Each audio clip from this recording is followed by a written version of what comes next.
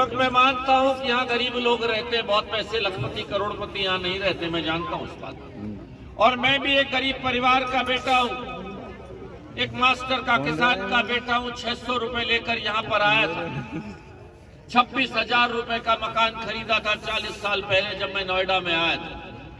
गरीबी के दर्द को जानता हूं। मेज खरीद ली थी, कुर्सी खरीदने के पैसे नहीं थे। डॉक्टरी की जब प्रैक्टिस शुरू करी थी, आपने सांसद बना दिया। मैं चाहता हूं यहां से आवाज जाए कि इस बस्ती ने, इस काशीराम जी की कॉलोनी ने, काशीराम जी ने, बहन मायावती जी ने हमारे दलित भाइयों के लिए बहुत कुछ किया।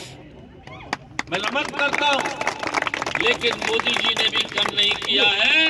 बाबा साहब अम्बेडकर का अगर सबसे बड़ा काम किया है, नाम किया है, तो मोदी जी ने किया है। जहां वो पैदा हुए मऊ में, जहां वो लंदन के मकान में पढ़े, जहां वो कश्मीर के गेट में घर में रहे, और दिल्ली में भी उनका एक बहुत बड़ा भव्य म्यूजियम बनाया है, उन्होंने ये काम किया है। और मैं विश्वास दिलाता हूं कि मोदी के रहते कभी किसी की जात बिरादरी में फर्क नहीं होगा। साथियों, चुनाव अब जो 10 अप्रैल को आ रहा है, ये देश के प्रधानमंत्री का है। ये कोई विधायक सांसद का चुनाव नहीं है, ये कोई मुख्यमंत्री का चुनाव नहीं है।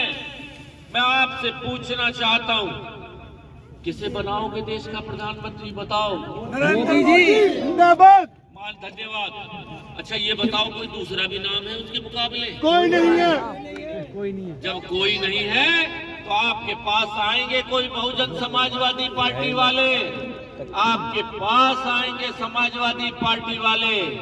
अरे के भाई, जब प्रधानमंत्री नरेंद्र मोदी जो बन रहा है, नरेंद्र मोदी ने हमारा सबका भला किया है, तो हम तुम्हारी क्यों राम राम ले? हम कह देना साहब, क्योंकि तुम्हारा नेता कौन है बताओ, और अगर वो नेता प्रधानमंत्री बन रहा हो तो हम तुमको वोट डालते हैं, लाओ, देंगे। पूछ लेना उनसे, अगर किसी भी तरह से उनका नेता प्रधानमंत्री बन रहा हो, देश चलाने का कुव्वत रखता हो, तो उनको बताओ, लाओ, हम तैयार हैं तुम्हें सारे वोट देने के। जब नरेंद्र मोदी प्रधानमंत्री बन रहा है और तुम भी बनाना चाहते हो, तो कमल निशान ध्यान रखना। कमल निशान ही देश का भला कर सकता है, इसी चीज का ध्यान रखना साथियों। और मैं ये विश्वास दिलाता हूं आपके सबके सामने, आपने सबकी रिकॉर्डिंग मुझे सुनवा देना कि डॉक्टर महेश शर्मा, तुम रिकॉर्डिंग में हमने देखो कर रखी, ये बात कह के गए थे, अगर कोई फर्क आ जाए। ये बात मैं मान लेता हूँ कि आचार संहिता लगने में 5-7 दिन की बात हो गई, रह गई है। इसके लिए मैं पुनः आप सबको बधाई देता हूँ। और आएंगे अभी तो किसी को यही नहीं पता नेता कौन बनेगा, ढूंढ डांट के लाएंगे। पूछ लेना कि इसे प्रधानमंत्री बनाओगे? है इनमें बनने की कुवत?